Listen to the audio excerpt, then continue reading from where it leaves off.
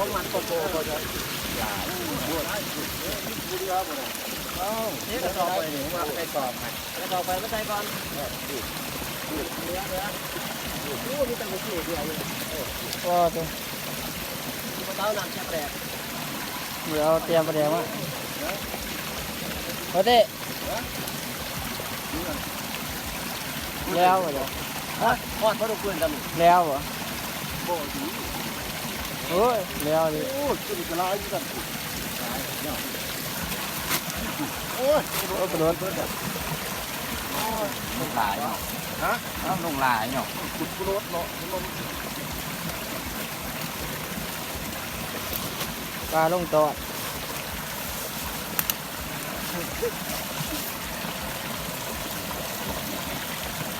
ปลาลงยูทูบอันนี้คนนั้นคนนั้นคืออันนี้ไง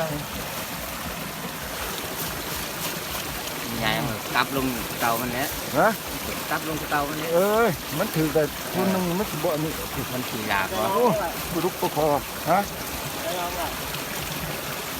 ก็ได้ตัวคุยอยู่แม่นดีแม่นดีปะเนี่ยลายโน่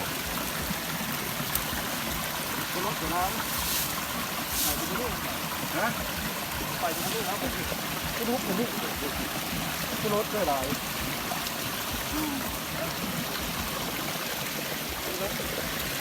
ไปนะไปมันจะน้อง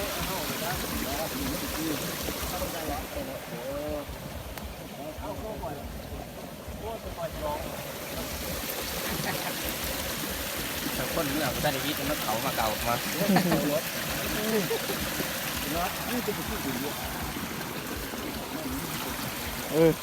ตัวเป็นเบื้องบนพี่น้องนี่ขอเต็มเลย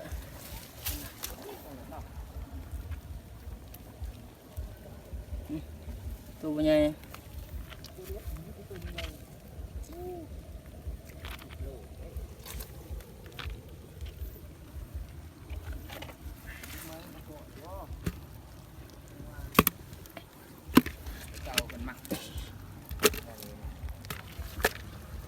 ไม่น่าบางคันเพิ่นยังถามอยู่ปลาลงตอนลงดีคนนี้แล้วอันนั้นที่เต้าเป็นมันอันนั้นเต้าใส่คู่เลยที่แค่เบิ้งไงตัวนี้ถอดไปกันเลย